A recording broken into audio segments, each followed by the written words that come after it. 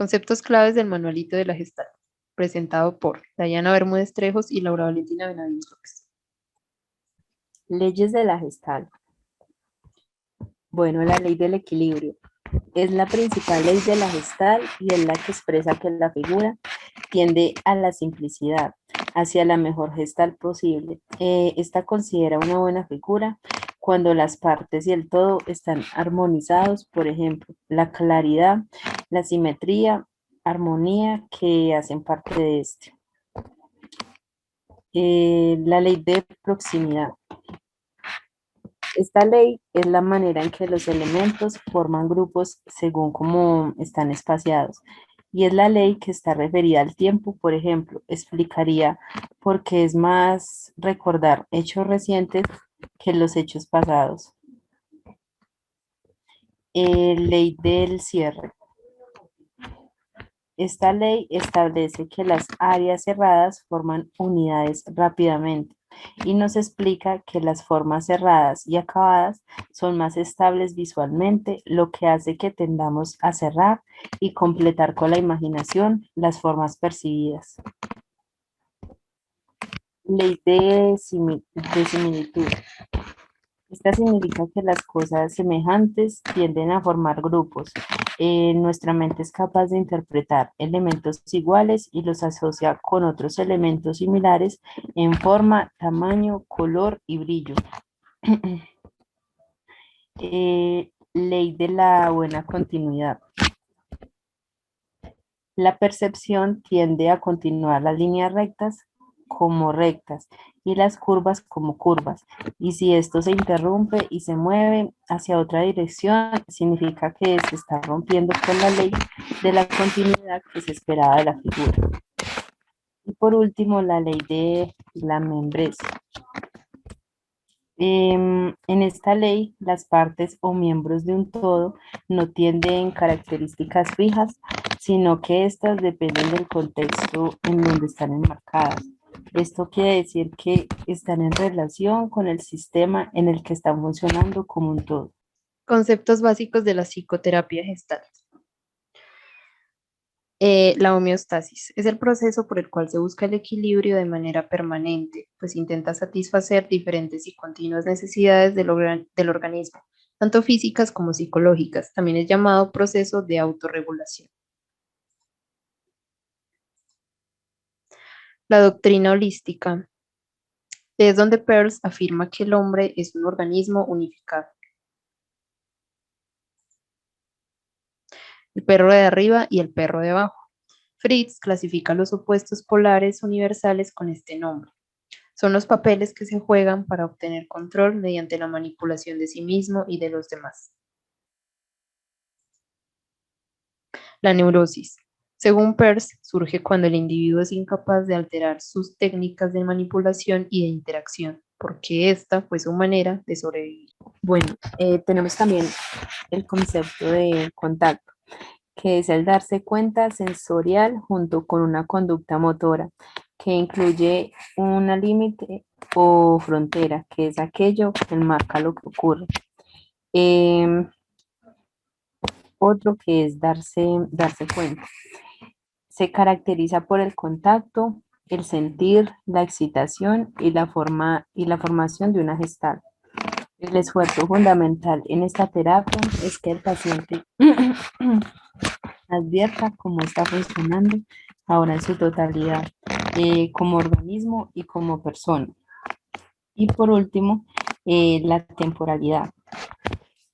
Al presente y a toda su densidad se refiere a la terapia gestal.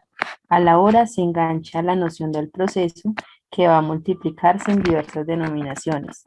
La secuencia del contacto, el ciclo, la construcción, la destrucción de la gestal, el flujo de la conciencia, las interrupciones del contacto que van a tratar, cada una a su modo, de brindar unas herramientas que permitan un pensamiento del movimiento. Bueno, como resistencia tenemos el introyector, que es el que hace que los demás quieren que haga. Este invierte una energía en incorporar pasivamente lo que el medio le ha proporcionado. y apenas se molesta en aclarar sus necesidades o preferencias, ya sea porque él se mantiene en una actitud poco discriminativa o porque el medio es totalmente benigno. Y mientras permanece en esta etapa, si el mundo actúa en desacuerdo con sus necesidades, debe consagrar su energía a conformarse con tomar las cosas como bien. Tenemos el proyector. Este hace a los demás lo que él acusa de hacerse a él. El proyector rechaza algunos aspectos de sí mismo, adscribiéndolos al ambiente. Si esto es lo bastante diverso, a veces tendrá razón, pero la mayor parte del tiempo cometerá graves errores. Y el confluente no sabe quién le está haciendo qué cosa a quién. Él es quien sigue los caminos trillados.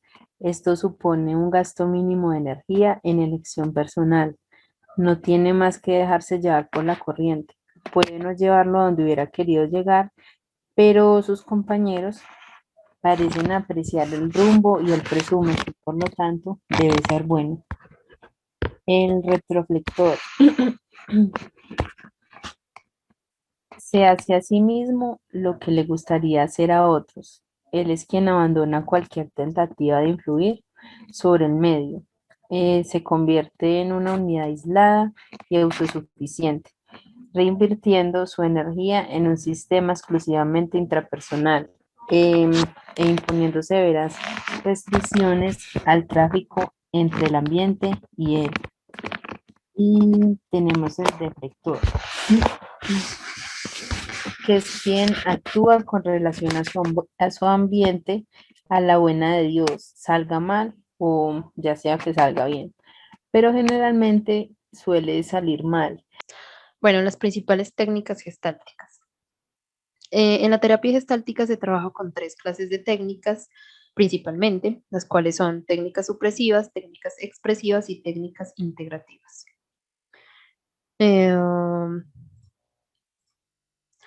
Entonces, empezamos con las técnicas supresivas. Estas técnicas pretenden básicamente evitar o suprimir los intentos de evasión del paciente, del aquí y el ahora, y de su experiencia. Es decir, se busca con ello que el sujeto experimente lo que no quiere o lo oculto a fin de facilitar su darse cuenta. Dentro de las técnicas supresivas tenemos otras clasificaciones, las cuales son experimentar la nada o el vacío. Trata de que el vacío estéril se convierta en vacío fértil, es decir, no huir del sentimiento de vacío, sino integrarlo al sí mismo. Evitar hablar acerca de, como una forma de escapar a lo que es. El hablar debe sustituirse por el vivenciar. Destacar los deberías. Antes de suprimirlos, es mejor tratar de determinar qué puede haber detrás de ellos.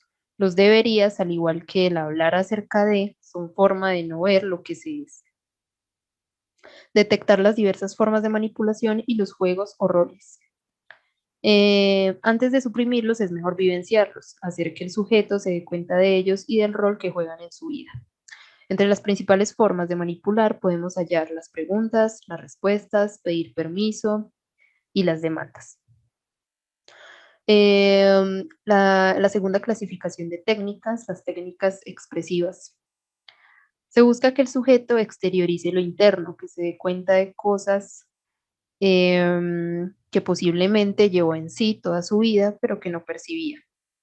En estas técnicas se buscan tres cosas básicamente: expresar lo no expresado, terminar o completar la expresión y buscar la dirección y hacer la expresión directa.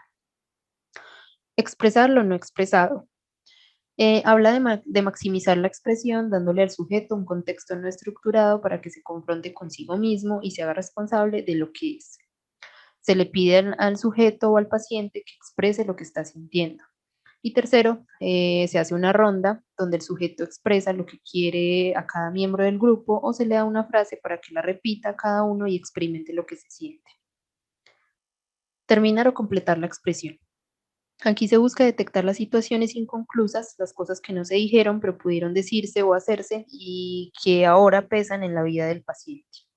Una de las técnicas más conocidas es la silla vacía, es decir, trabajar imaginariamente los problemas que el sujeto tiene con personas vivas o muertas utilizando el juego de rol. Buscar la dirección y hacer la expresión directa. En estas se involucran 4 aspectos. El primero es la repetición, que es la intención de esta técnica para buscar que el sujeto se percate de alguna acción o frase que pudiera ser de importancia y que se dé cuenta de su significado. Segundo, exageración y desarrollo. Es ir más allá de la simple repetición, tratando de que el sujeto paciente ponga más énfasis en lo que dice o en lo que hace. Tercero, traducir. Consiste en llevar al plano verbal alguna conducta no verbal, expresar con palabras lo que se hace. Cuarto, actuación e identificación. Es lo contrario de traducir. Se busca que el sujeto actúe sus sentimientos, emociones, pensamientos y fantasías. Tenemos también las técnicas integrativas. En las técnicas integrativas se busca que el sujeto o paciente incorpore o reintegre a su personalidad sus partes alienadas o sus hoyos. Aunque las técnicas supresivas y expresivas son también integrativas de algún modo, aquí se hace más énfasis en la incorporación de la experiencia.